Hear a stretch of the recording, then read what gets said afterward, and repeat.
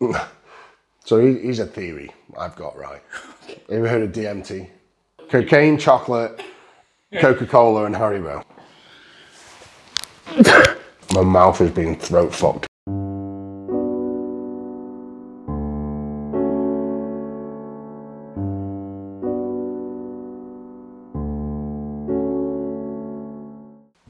Eddie Hall, thank you for inviting me to your lovely home. You're welcome, mate. I'm excited to see what you can Very do. modest home you have, actually. You know? Modest home. Yeah, in Stoke, little home in Stoke. Was that a sarcastic remark? Yeah, a little bit, but I don't want to dox you, but it's not a small home. No, it's not. Yes, so World's Strongest Man, 2017. Yep. First person to deadlift 500 kilograms. Yep.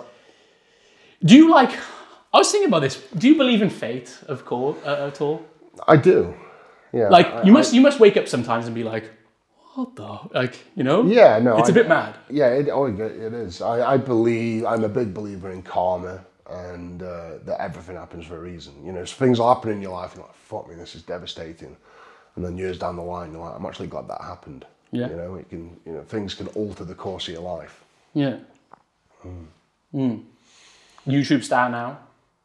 Yeah, well. Potential movie star. 3 million subscribers on YouTube. Yeah. Very up and down, but still going. Yeah. Still doing movies. Trying to get a bit more heavily into that.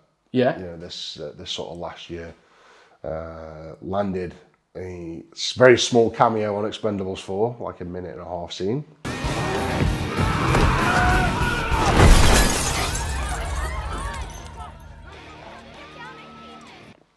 And I think that got the flavours going. I haven't seen it, sorry. I didn't... Yeah, no, neither have I. Oh. No, I haven't. You've seen your scene? Right. Yeah, I watched your clip. The film's good, actually.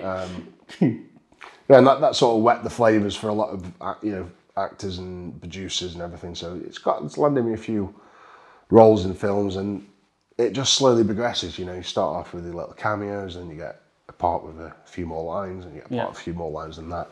And I guess the secret that I've told myself is never go backwards. So only ever progress in the acting world. So never take a role that's less than your last role. Oh, right. So that's the secret to it. Because you met Jason Statham, did he give you that advice or something? No, I've actually got a friend, Martin Ford, who is quite big in the acting world now. Okay. He's getting main roles in films. And he said that to me once, just in passing, and it really stuck. I was like, you know what, that's a really good way of attacking the acting world. So that kind of stuck with me. But you're still staying in Stoke then? You don't plan on leaving, or Newcastle, just outside Stoke? I am in Stoke-on-Trent, Newcastle-under-Lyme, where I was born. My parents live probably less than half a mile away. Yeah. So I guess that's what's keeping me here. Really. Family? Is family. That's nice. At the minute. Hollywood's not tempting you then yet? No, not at all. No? Who needs the nice weather when you've got Stoke? Exactly. Is that the saying? They call it, can you do it on a rainy day in Stoke? That's what they say everywhere, isn't it? Oh, is it just, okay. Yeah. Can you do it a rainy day in Cardiff? You know, I actually got a gift for you, because I just went and had a meal deal. All right. Guess what it is, though? I'm going to guess it's going to be a Whisper Gold. Oh my goodness, good shout, actually. Yeah. So I've done my research a little bit.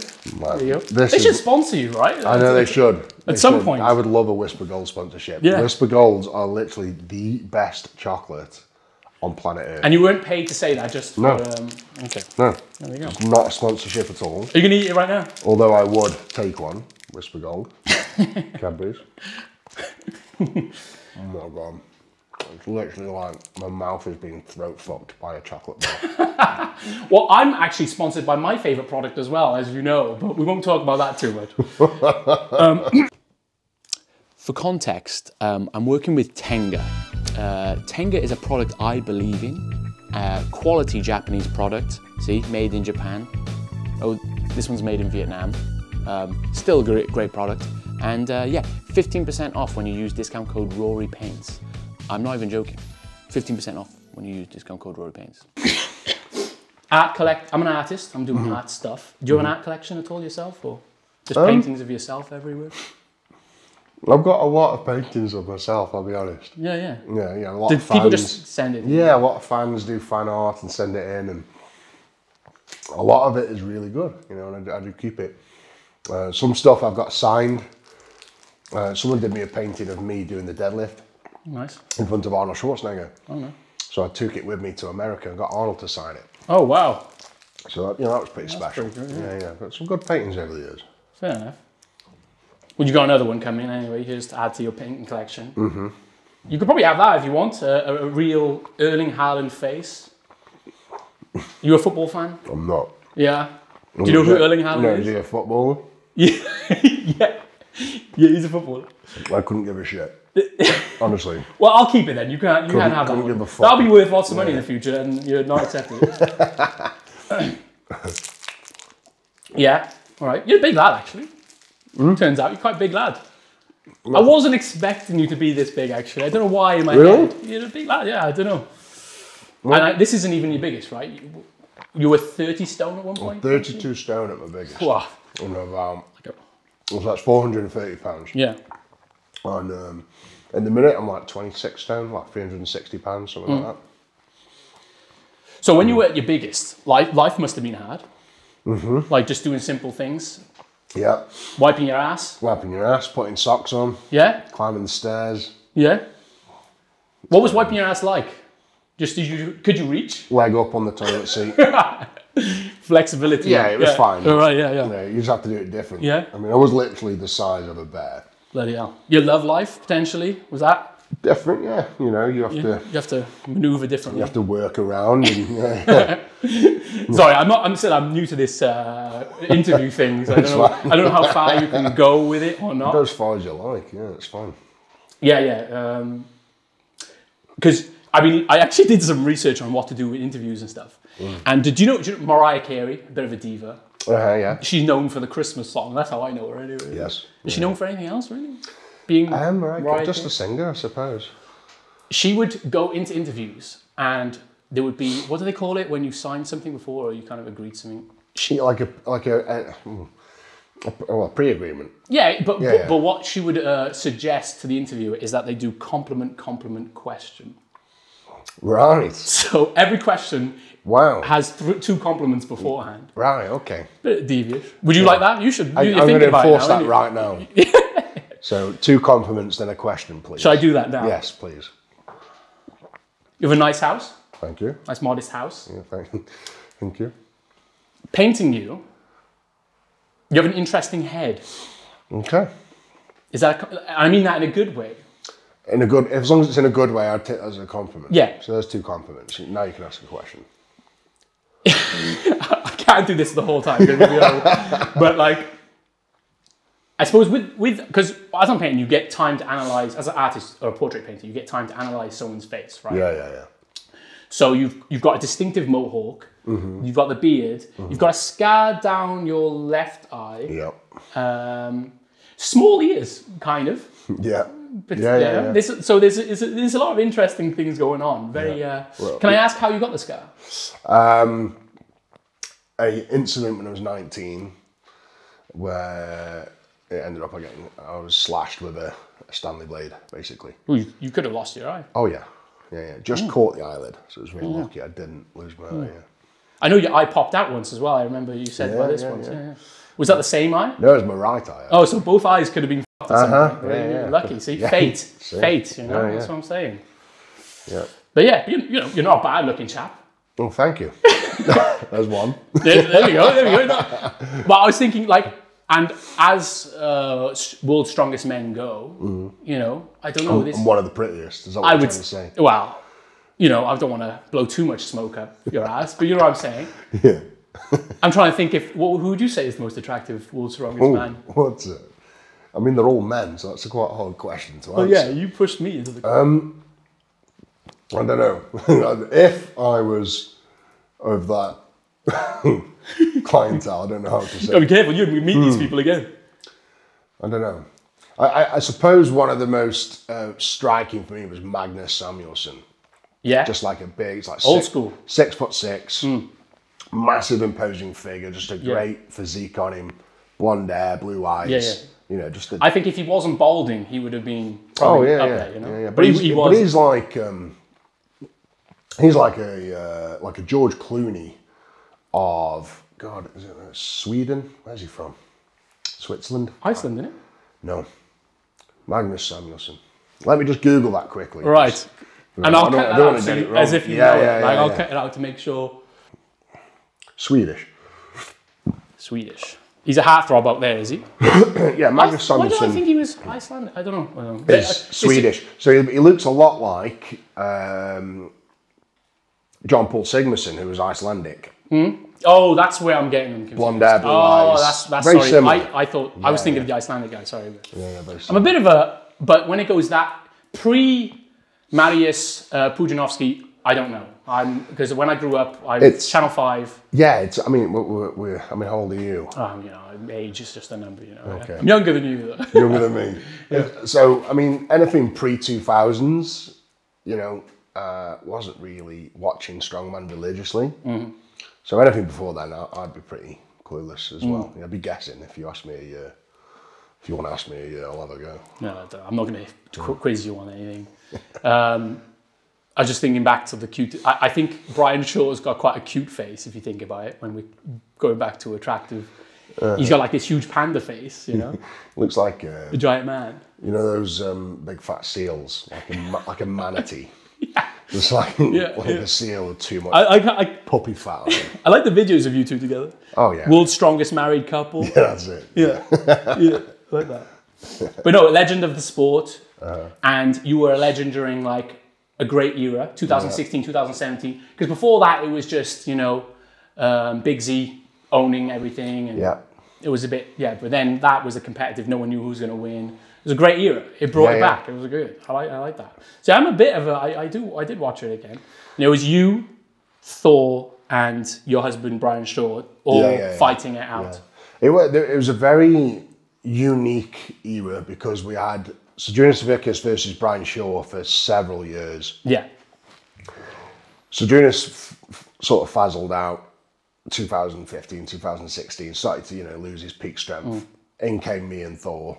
So it was essentially me, Brian and Thor for 2016, 2017, World's Strongest Man. Yeah. And I can hand on heart say that I don't think there was ever a stronger top three ever in existence of any World's Strongest Man final. Like, we were all in our own rights, like elite of the elite. Yeah, you could say like Tom Stolton at the moment, like he's killing it, but like the competition is not the same, you know? I don't know. If you picked up Tom Stoltman from 2020... I couldn't pick him up, I don't think I could. If you picked him up from 2020 and plonked him into 2017, he would, you know what I mean? You couldn't say he would win outright, no chance. He would bloody struggle. Like, it's a different era. The competitions changed, the events changed. We sort of, you know, back then it was more heavily suited. Now it's a little bit more athletic. It's you know, we've got people like Mitchell Hooper, who, in my opinion, like, is he the strongest man in the world? If you were to put a weight from A to B in certain motions, probably not. But the fact that they're able to make it more athletic hands it to him. Yeah, you know, so it's changing the events. You get 6 events, you get a World's Strongest Man. The same year, change those 6 events, you get a different World's Strongest Man. Yeah. I think they do that. Don't they? Of course. I think they definitely suited, not this year, but last year, to a shorter person. Yeah. And people could argue that all day long. Yeah. So back to 2017 when you won. I remember watching it when you won, actually, and it was a weird atmosphere once you won. Instant. You know, Brian Shaw was very upset because he didn't get his 5th. Yeah. Thor, of course, was complaining about a nonsense thing, if you think about it. Because you definitely had, 3 more lifts in you? You just stopped because you won already. Yeah. So that's the silly point about all that, really. And that's where the rivalry kind of began. That's where it started, yeah. We were friends up until that point. It's heavy, that is. Yeah. And then, okay, we have to talk about this, though, I suppose. The boxing. So your arch nemesis, basically, he became your arch nemesis after being your friend. Yeah. Judas betrayed you almost. Yeah. You had a boxing fight. You trained very hard for the boxing fight, months. Then you lost the boxing fight, and you didn't get paid. Yes. that's like, you spoke about it a few times, it's heavy. Oh, it was more than heavy. I Yeah. mean, the mental stress going into that fight was insane. I blew my bicep off. Going into a fight with that in your head alone was horrendous. And then obviously losing, not just a fall, just losing in general is horrendous for me. And then to top it off, yes, you know, in the months afterwards, we began to unravel that we were not going to get paid. So yeah, you know, because there was other people that owed money as well in this whole event, right? Yeah. Oh, There's a lot of people that have been paid. Does that mean people were chasing you as well for that? Or? No, I paid everyone. Yeah, right, okay. I paid everyone off. So, but it left me in a, you know, in debt almost. It made, it cost me a lot of money. But you know what? As I say, I believe that situation made me sit back, reevaluate a little bit, and realize that money wasn't the most important thing in my life. And then I decided to anchor in and try and get the missus pregnant. As a completely because I didn't get paid. And I could hear that you were successful. Yes. So because of that, I had another daughter, and because of that, I've got another child on the way. So 2 children. Beautiful. To come from that one. Yeah. I'm going to call it a negative, but you say I believe in faith. So. Yeah. Because you speak about mental health a lot. Now, this is something I feel strongly about myself.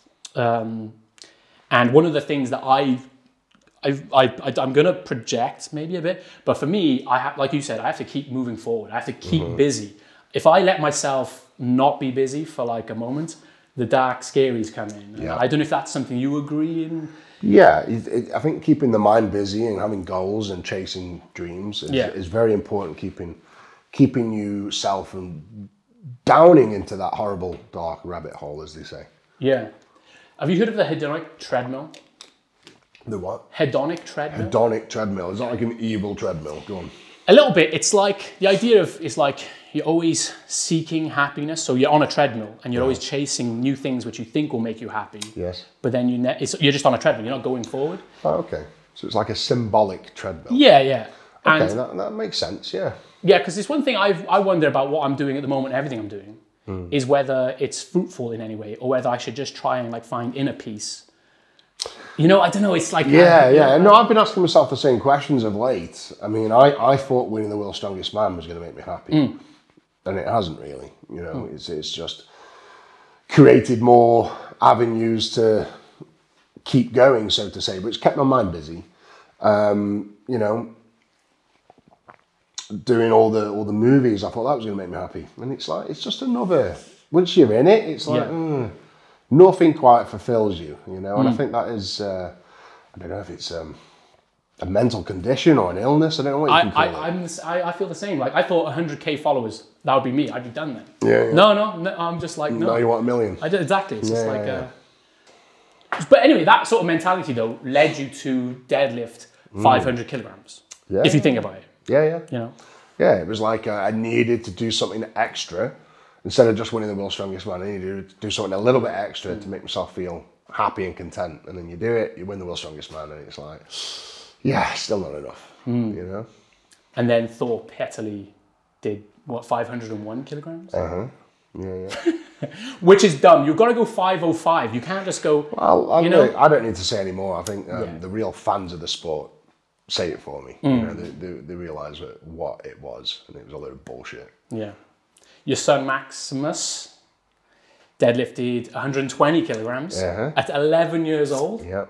That's wild. Yeah. Harder, come on, yes, pull it up, get it, straighten those legs, yes, boom, mate.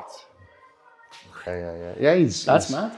He's strong, man. I mean, do you know, I heard Thor's son, he's looking to deadlift 212 kilograms. 121. Yeah. 121, yeah. Wouldn't fucking surprise me. When he's 11. But no, yeah. So obviously me being in the strongman world, my son's took a little interest. He's never been overly like sunk in and zoned in on what I do. He's got additional needs. And I just came up with a conversation sometimes, what do you want to be when you're older? And he's like, I want to do what you do, Dad. And I'm like, okay. So when do you want to start training? And this was like from 6 years old. He said, when I turn 10, I'll start training. And I'm like, okay, fine. Lo and behold, his 10th birthday came. He says, right, Dad, are we going to the gym? It's like, fuck, yeah, okay. And he started coming to the gym with me, and he's been 4 times a week, every week since 10 years old. And he's 12 this month. Nice. So he's been doing it 2 years, and he loves it. Yeah. You know? What do you say to... I know doctors and people say you shouldn't be weightlifting until at least you're 16 years old and fully developed. I now believe that to be bullshit, completely, especially when your growth hormones at their highest level when you're around 11. You're like, why wouldn't you be? I don't know, but what do you think about all that? Do you kind of... I think there is a little scope to that. I think if you were to absolutely batter your body day in, day out, lifting heavy weights, I think that would be detrimental. But I think an hour, 4 times a week is very healthy for a child. It's not going to have any adverse effects. If anything, it's going to strengthen the skeletal muscles, the tissues, the fibers, the tendons, the ligaments. It's going to strengthen everything, and it's been proven. You know, Jerry Pritchett has a son who is 13. He's been doing it since 8 or 9 years old. Oh, wow. And he's 13. I think he's like 6'2". So don't tell me. Right. Don't tell me that it will stunt your growth, because that is just a perfect example. That's a good point. Yeah. So there's a lot of things what doctors say which are nonsense, I believe. Well, we're still believing what we believed in the 80s a lot of the time. You know? The food pyramid and all this sort of shit is like, come on. I was going to say, with the 500 kilograms, I've heard that Graham Hicks is going for the 505 soon. And do you know Graham Hicks? Yeah, I hope he gets it. I do.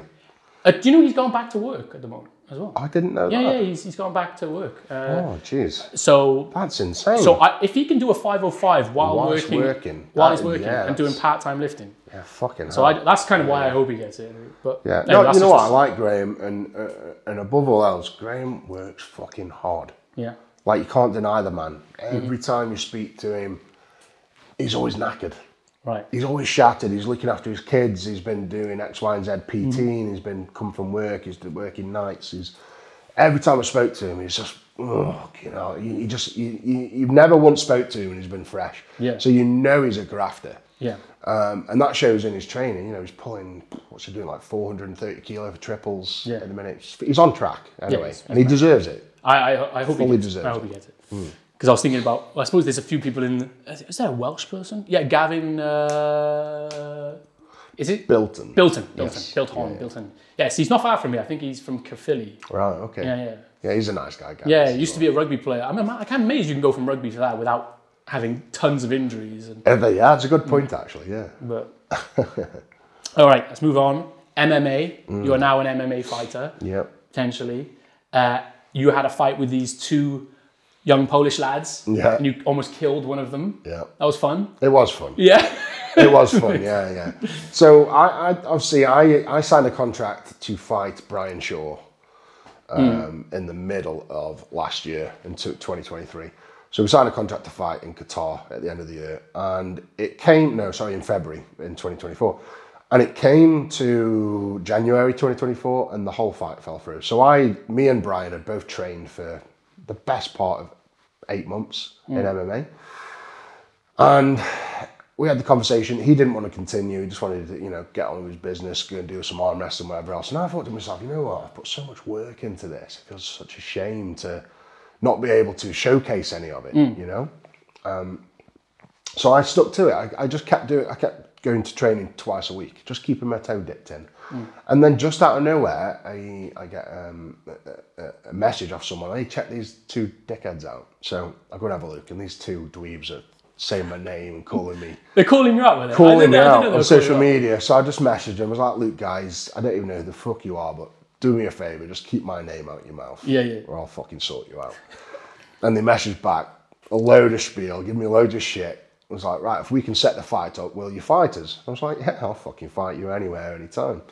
So they did. They set something up, sent me a contract, I signed it, and then there we go. Lo and behold, we ended up in the ring at the start of June 24.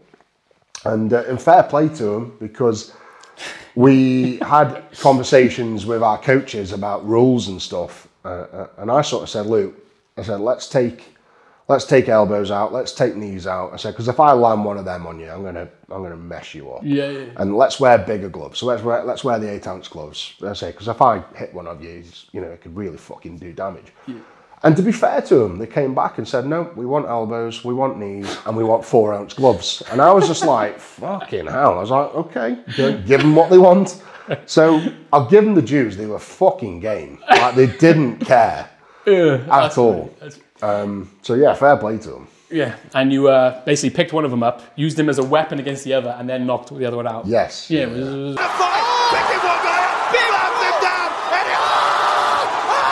It was interesting. Yeah. So my plan was all along to pick one up and hit him with the other one. Didn't quite make that happen because I picked him up, couldn't quite get him in time. But if you watch the footage back, you perhaps overlay it to this. So I pick him up and powerbomb him, and then I go to pick the other one up to do exactly the same, to powerbomb him on top of the other one. Yeah. And I just couldn't. I just lost my grip, and then I just at the corner of my eye, he stood up. Just as he's walking towards me. I shouldn't laugh really, but it was, he just walked onto it and he just walked on, boom. Just walked onto it and it just fucking, it was like a switch went off, just down.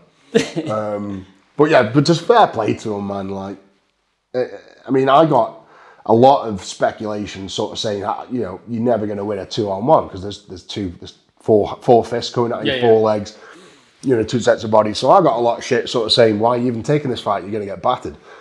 And then afterwards, I was getting shit for saying like, well, why did it? It's so unfair. Yeah. Like you absolutely, like you can't win. You can't win, can you? Yeah. So you beat those 2 Polish lads, and now you're fighting Mariusz Pudzianowski. Yeah, so potentially. So I've been in talks with Mariusz. Yeah. So we both want the fight. Do you just not like Polish people? What's this all about? It just seems to be that. Polish piss me off. But yeah, Mariusz wants the fight, so we're just back and forth with people bidding for that fight. Really, legend of the game. You know what he is, and he's a legend of strongman, and he's also a legend of the MMA as well. I think people dumb him down. He's got over 15 years experience. He has beat the shit out of some world champions. Yeah. And he's still fucking strong. Man, he's a freak. Well, he's 5-time world strongest? 5 times world strongest man. And he did it with a 6-pack the whole time? Yeah. He was built like Dorian Yates the whole time. Yeah, it's insane. Yeah. I love the stories. Did you know 2004 when he got like... he got DQ'd. Yeah, but not for party drugs, basically. Yeah. He got caught. Allegedly. No. He got caught taking cocaine. Yeah, so he came 3rd in World's Strongest Man on a diet of cocaine and chocolate. That's what... Cocaine, chocolate, Coca-Cola and Haribo. Mate, they got... That was his diet for the whole... He was, a legend. I know. Hey, we probably won't get another one. That's the sad thing. Yeah, you know what? You're right. Yeah, you're right. I was thinking when it comes to 2 versus you, I was wondering how many of me could take you. Oh. I think 3 of me got you. You see, that's the exciting thing. So, maybe the next fight is 3 65-kilo MMA fighters versus me. Then it may be 4, then it may be 5, then it may be 6, then it may be 20. Yeah. I think I would struggle with 2 Rorys. Yeah. But 3 would... 3. It would be like 1 sacrificial Rory, and then the other 2 would... I'd have to like... Yeah. One to take my attention, and then 2 just to jump. I just need your back. Because actually you got a thick neck. Do you think I could get round? No. Can I try it? Yeah, come and have a go. Yeah, I don't think you'd get round my neck. Right, because I need that. Yeah. Give it a go. I've got long arms, so. Come on, then. Oh, you're right. It's because that's not. Is that pulling on you? No, and all I could do is just turn my head into your elbow, and you wouldn't choke me. So okay, I'd have to. Hard man. I'm not going to say I'm impossible to choke, but I'm a hard man to choke. See what you've done now, though, is given the 2 Rorys an advantage. We know that that's not the way we're going to beat. So you're not going to try that. Yeah, we're going to try different ways. Okay. Anyway, moving on. What was I going to say? Actually, I mentioned Dorian Yates because Pudzianowski Pudzian, as the Polish people call him. He has the body of Dorian Yates. Have you met him? Because he's only south of here, right? He's Dorian. The other side of Birmingham, right? So Dorian lives in, I'm going to say... Is it Dorian? I always call him Dorian. Dorian. Dorian? I don't know. I don't want to speculate how you pronounce you met him? I have. I met him once, I think, in Dubai, just in passing. Yeah. Massive respect for Dorian. What he did in bodybuilding was another level. I don't think people quite appreciate what the mass monster. Yeah, he was fucking insane. Yeah. Insane. You just in passing you met him, is it? Yeah, just said hello, you know, a few nice words to each other. That's it. Nothing bad. I wonder if a few Midlands people would have like gone, oh. No, I've been messaging actually. I was going to do a bit of a bodybuilding stint, but obviously the fight took over that, and I was messaging asking to go and train with him. I think he lives in Malta or Marbella, one of them. I know he's on like an ayahuasca DMT. Oh yeah, he's like fully found peace with his life and just, you know, peace and love, which was actually really good to see from someone who's been from one massive extreme in a sport to then be like, fuck it, you know, I'm here for this purpose. I'm just, you know, happy and content. It's funny how people go different ways after the sport, innit? Yeah. Big Z, for example. He's going into Lithuanian politics. Politics, yeah. I think he's running for like one of the main MPs of Lithuania. Is he? Yeah.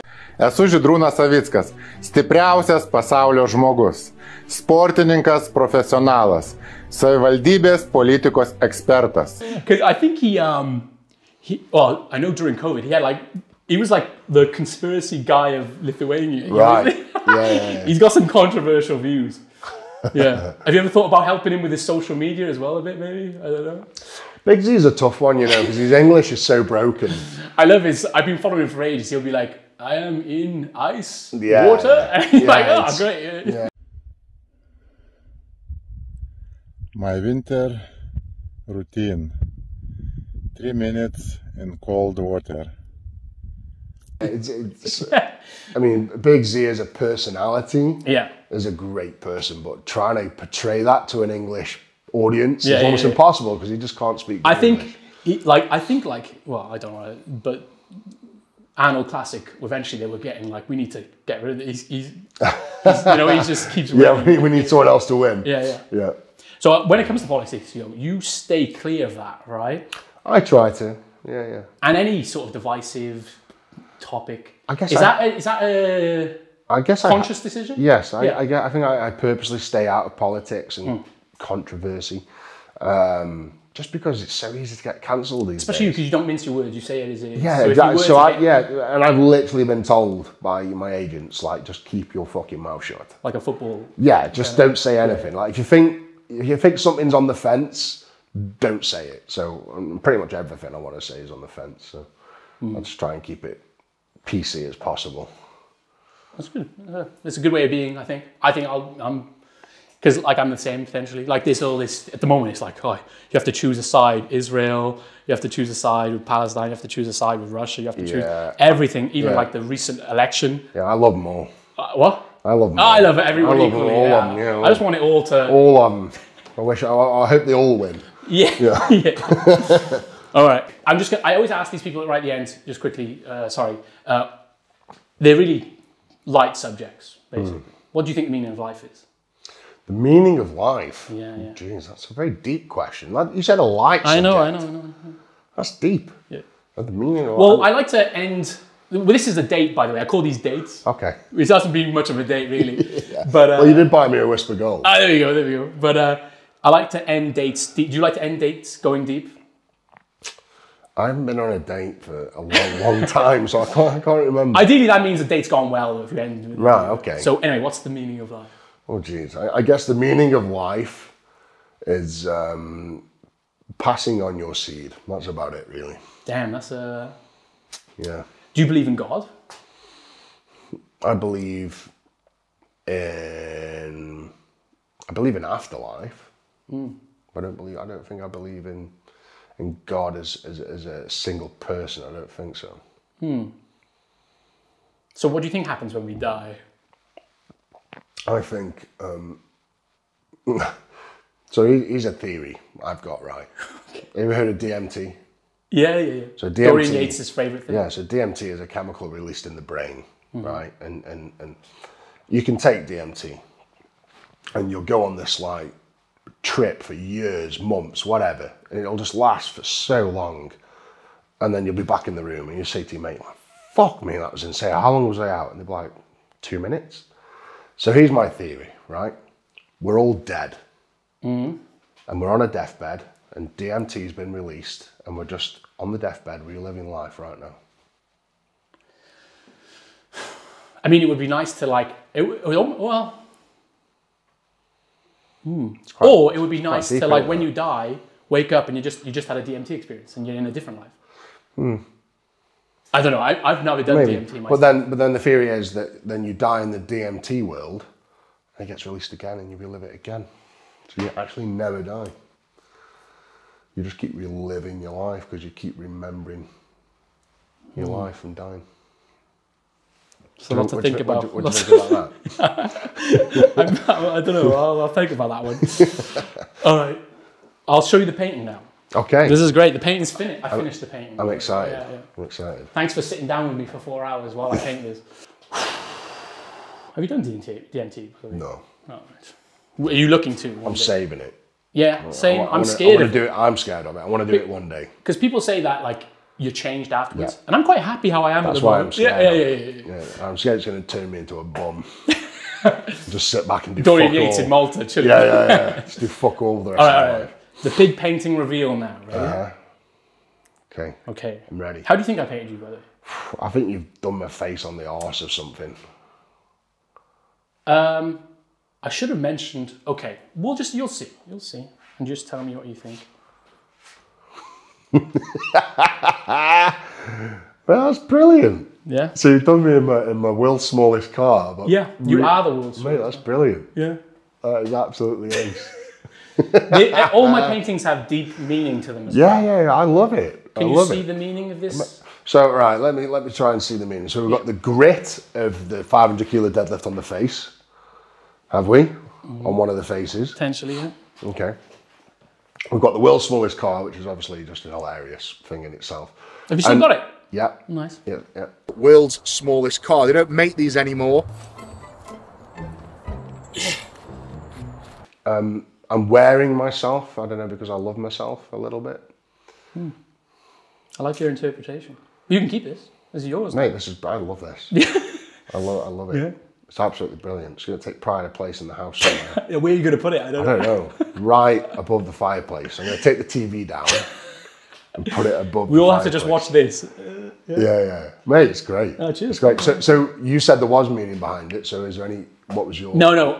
As an artist, I believe it's not right for me to tell people the interpretation of my art. Okay. I got to leave it to the viewer. Okay. Always. Well, I love it. That's great. Excellent. I mean, that's it, I guess. No, thank you very much. Yeah. Thank you. It's awesome. Nice one.